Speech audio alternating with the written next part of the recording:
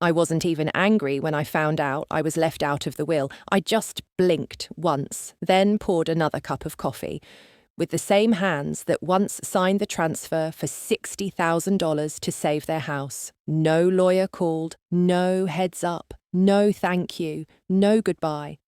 Just a casual mention from my sister over brunch. "Oh, didn't Mom tell you? Everything's going to Uncle Pete. He's been around more lately." Uncle Pete. The man who borrowed tools and never returned them. The man who called me kid even when I was paying his debts. I didn't laugh, didn't cry. I just looked out the window and remembered the night I wired the money. Mum said, "Don't act like a martyr, okay? We're family. This is what family does." Apparently, what family also does is forget who was there when the roof almost collapsed. And when I asked her about the will, she said, calm as iced tea, "You'll be fine. You always were. They need it more." I didn't reply.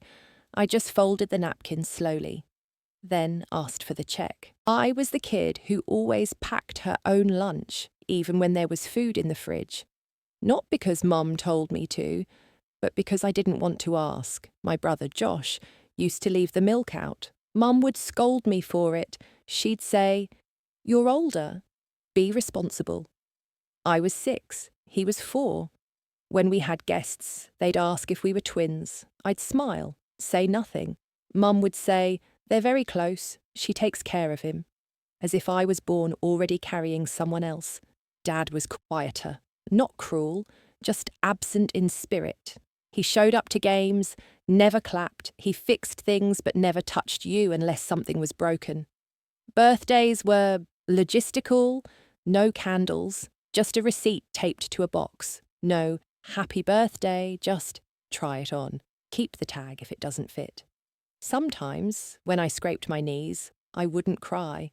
I wanted to see if they'd notice without sound. They didn't. One time I stayed home sick. No one asked if I needed soup.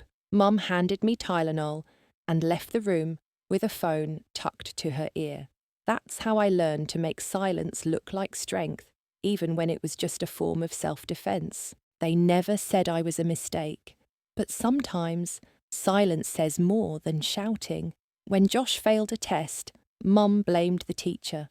When I got an A- instead of an A+, she said, "Maybe you're distracted, always trying to do too much." At Christmas, I saved up for weeks to buy her a lavender candle, the scent she loved. She opened it, held it for 2 seconds, and said, "Oh, didn't you see? I already have 3 of these." Josh gave her a plastic mug with "World's Best Mom" in crooked Sharpie. She cried. In high school, I won a writing award. My essay was about her, about the way she stirred tea counterclockwise and hummed when she was tired. She never read it. She said, "Writing's nice, but don't forget, real life needs a backup plan." When I broke up with my first boyfriend, I cried in the bathroom. She knocked once, didn't come in, just said, "Told you not to date artists." Then went back to folding towels. At family dinners, if I spoke too much, Dad would give me that look, the one that meant, "You're not the centre of the universe." But Josh, he could talk about video games for an hour and get praised for being passionate. I wasn't invisible, just inconvenient, like a clock that runs 10 minutes fast. Not broken, just always out of sync. It was a Tuesday, the kind of ordinary day where betrayal wears beige. Josh had wrecked the car. Mum was crying to the insurance rep. Dad paced, yelling about responsibility. Then he turned to me and said, "If you had been around, maybe this wouldn't have happened." I hadn't lived at home in months, but still, the blame found my name like it had a homing device. No apology, no pause, just expectation. That night, Mum asked if I could help cover the deductible, said she was short. "Just a few hundred, I'll pay you back next week." She never did. I transferred the money, sat in my old room, looked around, the posters were gone. My desk was Josh's gaming corner now. Even the closet smelled different, like fabric softener and someone else's life. Then I saw it, my childhood journal, left on the floor, pages half torn. One entry open, underlined in red ink. My writing, sometimes I feel like I'm just a wallet with legs. Below it, Mum's handwriting, so ungrateful. I didn't scream, didn't slam the door. I just picked up the journal, closed it, and walked out. No suitcase, no goodbye. Sometimes leaving doesn't look like a movie. It looks like walking down the street with a folded piece of yourself in your back pocket. I started small, a laptop from Craigslist, a borrowed Wi-Fi signal from the cafe next door. I worked nights, transcribed podcasts, edited resumes, designed logos I didn't fully understand. Nobody clapped, nobody watched, and I preferred it that way. In the mornings, I cleaned Airbnb rooms for $12 an hour. I scrubbed lipstick off mirrors and told myself, this is temporary. One night, I fell asleep, sitting upright, mouse still in hand, woke up with the sun bleeding through paper blinds and my neck locked sideways. That was the first time I cried, not from pain, but because it was my chair, my work, my mess, and that meant it was mine. My meals were quiet, rice, eggs, frozen peas. Sometimes I'd light a candle just to make it feel like I was celebrating something, even if it was just surviving Tuesday. I kept receipts in a shoebox, goals on a sticky note above the light switch. 1 client equals groceries. 3 clients equals new shoes. 10 clients equals apartment. I never posted motivational quotes, never hashtagged girlboss. But I showed up every day, even when my hands shook from too much instant coffee and not enough belief. This wasn't a comeback. It was a beginning no one saw coming, and that made it even better. It came at 2:17 a.m. A PayPal notification. $125 from a client in Oregon. Subject line, final payment. You saved my launch. I stared at the screen, refreshed the page twice, then laughed quietly, like I wasn't sure I was allowed to. That $125, it bought real groceries, fresh spinach, salmon on sale, a bar of chocolate I didn't even put on the calculator. I texted no one, just sat at the window and watched the streetlight flicker as if the world was nodding back. A month later, the same client referred me to 2 others, then 3. Then one of them put my name on a Slack channel called Go To Geniuses. I screenshotted it, printed it, taped it to the inside of my closet. One day, I got a video call, a startup founder in LA. He looked tired but kind, said, I read your About page. Something about it felt real. We want you, not your company, not your team, just you. That word stuck in my chest like honey.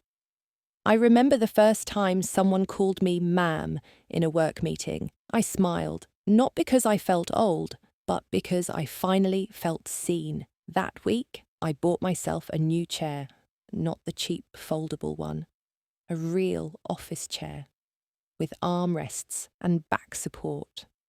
I sat in it like a woman who knew she belonged in the room, even if no one else put her there. The new apartment was nothing fancy. 1 bedroom, white walls, a kitchen that whispered efficiency. But it was mine, leased in my name, paid for with my work. No co-signers, no explanations, just me. I bought a tiny bookshelf and filled it with second-hand novels and spiral-bound notebooks with my own scribbles. A mirror by the door. So every morning, I could look at myself and say, you made this. I didn't announce anything online. No posts. No, look at me now. My life became a quiet celebration of survival. I stopped apologizing for not answering calls from home, stopped explaining why I didn't visit for birthdays or forward family chain emails. I didn't owe anyone an invitation to my peace. Work grew, but not in the loud way. I said no more. Set office hours, let emails wait, and people respected it. They called me professional, efficient, even intimidating. I smiled when I read those words, because for years I was the girl who talked too soft, asked too many questions, took things too personally. Now, those same traits built my business. One day, a junior freelancer asked me, "How did you get started?" I paused, then replied, "I stopped asking for permission." That was my new name. Not the nickname Mum used, not the label Dad gave, just me, in full. It came on a Tuesday, through a group text I didn't know I was still part of. Mum's birthday dinner this Saturday, 6 p.m. at La Cascata. Everyone coming. Bring something nice.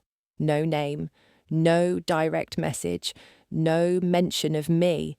But the bubble was green, meaning they didn't even bother adding me to the iMessage thread. I stared at it for a while, not angry, not sad, just numb, like someone pressing on a bruise that healed wrong. La Cascata. I knew that place. The fancy Italian spot with $28 pasta and candlelight too dim to read menus. It used to be Mum's dream spot. For when we can finally afford it, she used to say. Funny, I'd paid the mortgage more than once, helped them out of tax trouble, saved their home with $60,000 of my own. But dinner? I was still the outsider. A minute later, my brother replied with a meme. My sister liked it. Someone dropped a "can't wait," and still, no one addressed me, not even a "you coming."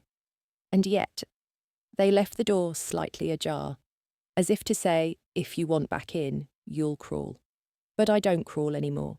So I texted back one line, "Thanks for the info," then turned off notifications. But something in me was already moving, not toward them, but toward something I didn't yet have words for. I told myself I didn't care, that it didn't matter, that I had plans anyway. Laundry, maybe. But the truth? That message stuck to me like sap on skin, hard to see, harder to wash off. I walked past my closet twice before I opened it. The dress I wore to Emily's wedding was still there, never worn again. I reached for it, then pulled my hand back. Wrong colour, wrong mood, too many wrong memories. In the mirror, I tried smiling. It didn't land, because the thing no one tells you about surviving family wounds is that healing doesn't always feel like freedom. Sometimes it feels like standing at a locked door with the key in your hand and still wondering if you should knock instead. I thought of Mom's voice, how she used to hum when folding laundry. That sound was home. Then I remembered the voicemail last month, her asking for a little more help, just until Dad's bonus comes in. Bonus? He hadn't worked in 3 years. That's when it hit me. It was never about the money. It was about the default. I was the default, the quiet one, the fixer, the one who didn't fight back. And they didn't invite me to dinner. They invited the idea of me, the one who wouldn't make a scene. I sat on the floor, knees to chest, phone beside me like a dare. No tears, no rage, just stillness, like standing in an open field before a storm hits. And finally, a whisper in my head, "You can go. But you don't have to shrink." The night air tasted like questions. I parked 2 blocks away, not because I had to, but because I wanted space, time. A few steps of silence before I saw their faces again. La Cascata stood glowing, soft yellow lights draped in vines, like it wanted to look expensive but still be familiar. Inside, I could already picture it.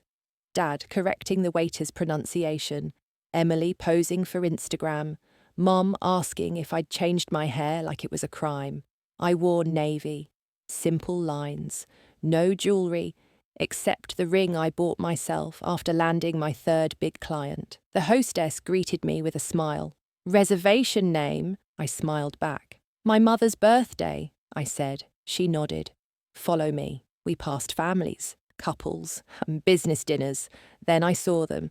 Same faces, same seats, Dad at the head, Mum beside him, Emily draped in silk and certainty, Ben, Emily's husband, scrolling on his phone, and a chair at the far end, empty. No one looked up, not at first. Then Mum saw me. She blinked, then smiled too quickly. "Oh, you came." I didn't reply, just nodded and walked toward the table. I pulled out the empty chair and sat in the one beside it instead. A pause, small, but loud. Dad cleared his throat. Emily adjusted her scarf. No one asked where I'd been. No one asked how I was. And for the first time, I didn't need them to. I wasn't there for closure, or to fit in, or to prove anything. I was there to witness, to reclaim the space they once made too small. The waiter poured water into the glass I hadn't touched. I watched the ripples settle, small waves trying not to exist. No one spoke to me directly, not until the appetizers came. "Try the bruschetta," Mum said, her tone light, practiced, as if we were still close, as if she hadn't called me ungrateful 3 months ago for refusing to send another check. I reached for a slice, not because I wanted it, but because it was easier than refusing again. Ben leaned over, whispered something to Emily. She laughed. Dad finally looked at me. "You doing okay these days?" he asked. No warmth, just curiosity, like I was a distant relative with gossip potential. I nodded. "I'm doing well." He grunted, then added, "You know, if you had said something earlier, maybe we could have worked out a better deal." I blinked. "A better deal?" He shrugged. "For the house." And there it was, the $60,000 elephant in the dimly lit room. I set my fork down. Gently, the sound barely audible, but louder than my voice. "I didn't ask for a deal," I said. "I gave you what you needed because you said you were drowning." No one responded. I continued. "And after I did, you added Emily to the deed." Mum flinched. Emily looked confused, or maybe just bored. "I thought we'd revisit it later," Mum mumbled. "You were busy, travelling, working." I smiled, small, tired. "No, Mom. I was building a life because I didn't have one here." And for the first time that night, the table fell truly silent. Even Ben stopped scrolling, because I hadn't raised my voice, hadn't slammed the glass, but I had said everything. Someone clinked a glass. Too soon, too loud. Emily raised hers, flashing her ring. "Cheers to Mom. 60 and stunning." Everyone followed. I didn't. I held mine, lifted it a little, let the moment pass through me like lukewarm wine. The waiter brought out a cake, white frosting, gold lettering, "To our Queen." Mum gasped, her hands to her face like it was all a surprise. It wasn't. She planned every detail. Dad pulled out his phone and angled for a group photo. "Everyone in," he said. I stood, moved slightly left, not in the frame, not quite out of it either. They didn't notice. Or maybe they did.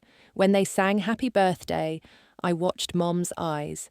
She scanned faces, lingering longer on Emily, then Ben, then back to her slice of cake. She didn't look at me until the last, "To you." Even then, her smile was polite, distant, like I was the +1 she couldn't remember inviting. "Do you want some?" Emily asked, offering cake with extra icing. I shook my head. "I'm good." Ben chuckled. "Still on your diet plan?" I didn't answer, because this wasn't about sugar. It never was. I excused myself to the bathroom, but stood in the hallway instead. Looked at the wall lined with framed photos of celebrities, smiling, posed, celebrated, all of them seen. And for a moment, I wondered what it would feel like to be in a picture where you didn't have to earn your spot. I came back to the table just as the server cleared the plates. Mum was laughing at something Ben had said. Loud, exaggerated, like she needed the world to know she was happy. Emily turned to me, wineglass in hand. So, what are you working on now? More of those branding things? I nodded once. Yes, we just launched a campaign for a shelter, raised enough in a week to fund 3 more. She blinked. Ben let out a low whistle. Wow. Didn't know dog ads paid that much. I smiled. Stillness before the strike. They don't. But it's not about the dogs. It's about dignity. That landed awkwardly. Dad cleared his throat. Well, as long as you're not burning yourself out. You always were intense. I met his eyes. And you always thought that was a flaw. That was the first crack. Then Mom leaned in, soft voice, too soft to be casual. We're thinking of updating the will, just to simplify things. There it was. The sentence, the spark. I looked at her, not shocked, not angry, just done. Good, I said. My name doesn't belong in it. Silence, not awkward.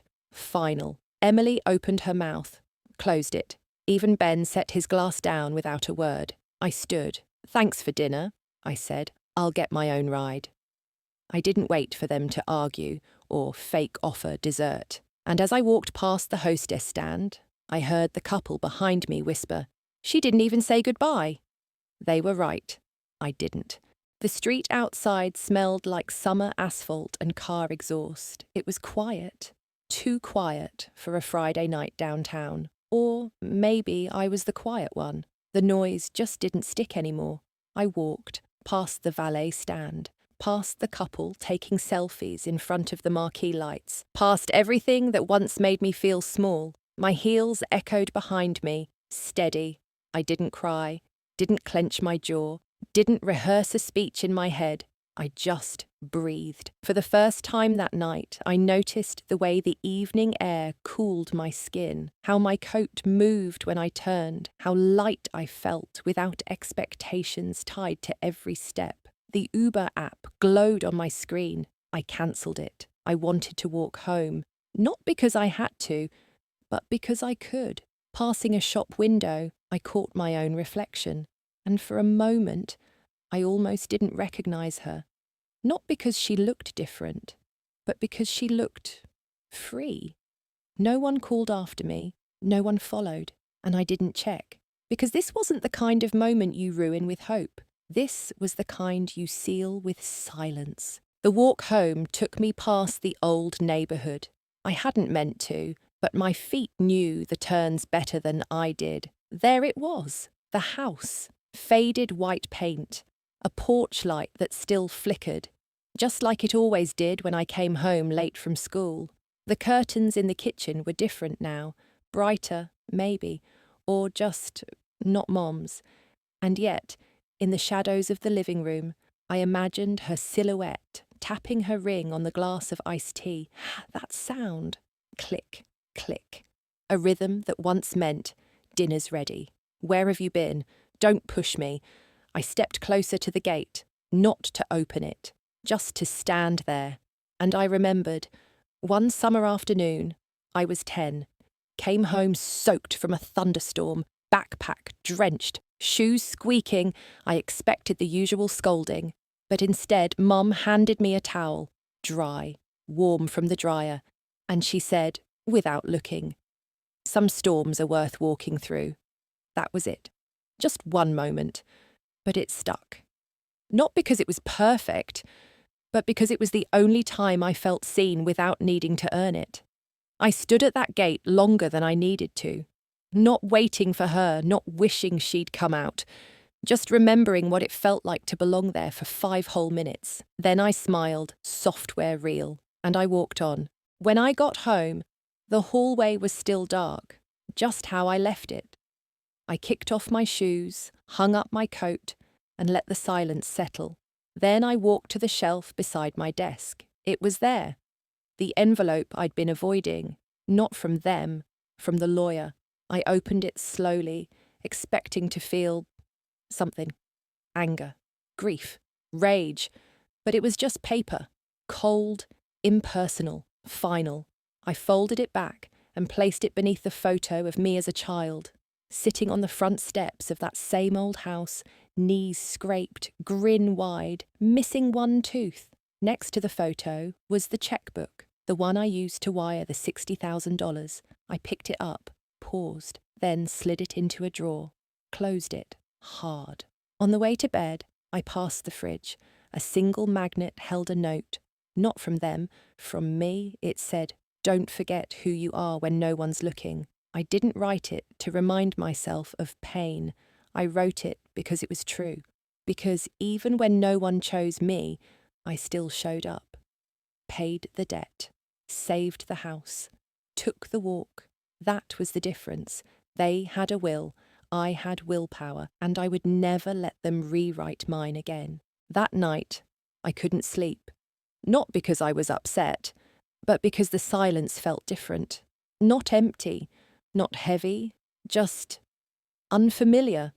So I sat at my desk, turned on the lamp, and opened the old family album I hadn't touched in years. Page after page, birthdays with lopsided cakes, beach trips where I held the umbrella while everyone else played, Christmas mornings where I was always the one cleaning up the wrapping paper. They weren't bad memories, just ones where I was always outside the frame.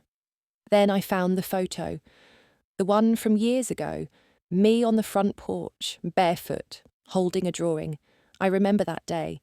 I'd worked on that picture all morning. It was a house with 5 stick figures, Mum, Dad, my siblings, and me. In the middle, arms stretched wide. I showed it to them, proudly, but Mum barely glanced at it.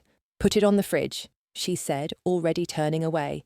I did, and for a week it stayed there. Then, one day, it was gone. No explanation, no mention, just gone. I didn't ask. I told myself maybe the wind caught it when the door opened, or maybe it got wet when someone spilled juice. But even at that age, I knew some things disappear because they were never meant to be seen. But tonight, I saw it again, in my mind, every colour, every line, the version of me who still believed she belonged in the middle. And for once, I didn't feel the need to erase her. I used to think forgiveness came with closure, with an apology, a breakdown, a hug in the rain, something dramatic, but it didn't. It came in much quieter forms, in breathing through the bitterness without letting it make a home, in seeing Mum's number light up my phone and choosing not to answer, but also not to hate, in folding the pain like an old shirt you no longer wear but still keep because it once fit who you were. Forgiveness didn't mean they were right, or kind, or even sorry. It meant I stopped waiting for them to explain what they never admitted. I stopped needing their permission to heal. I used to replay our fights over and over in my head. The birthday dinner I wasn't invited to. The time she asked for money without saying thank you. The look in her eyes when she told me, "You always act like you're better than us." Maybe I did. But not because I thought I was above them, because I refused to sink to survive. Now, I no longer argue with ghosts. I let them float in and out of memory without dragging them into the present. That is how I forgave. Not for them, not to be the bigger person, but because I deserve to walk freely without their shadows clinging to my heels. A few days later, I walked past the post office downtown. Something made me stop. There, in the glass display window, they had a little community board. Lost pets, tutors for hire, church potluck flyers, and right in the middle, a drawing. Crayon on printer paper, 5 stick figures standing in front of a square house. One in the middle had arms stretched wide. I don't know who drew it, but I stood there longer than I should have, smiling. Then I walked inside, bought a stamp, and mailed something I'd been holding on to for too long. Not to them, to myself. A letter, written months ago, not asking why, not begging for love, just saying, "I see you now, I believe you, and I won't let them rewrite your story again." I didn't expect anything back. That was never the point. As I walked out, the wind picked up. The sun hit just right between 2 buildings, And across the street, I saw her, Mom. She was sitting at the cafe, stirring her coffee, alone, no makeup, no jewelry, no mask, just a woman who made choices and lost more than she realized. Our eyes didn't meet. She didn't see me. But for the first time, I didn't feel small. I turned away, kept walking, and I carried nothing but the breeze on my shoulders. Some stories don't end with fireworks. They end with a letter no one will ever read. A crayon drawing that only lives in memory. A woman walking past the person she used to chase approval from and not looking back. I didn't get the apology, didn't get a place in the will, didn't get a final word, but I got something else. I got my name out of their mouths, my peace out of their reach, and my story back in my own hands. I used to think that meant I lost, but now it means I finally won. If you've ever given more than you got in return, if you've ever paid the price and still been made to feel small, you're not alone. Tell me this, what would you do if the people you loved most treated your sacrifice like silence?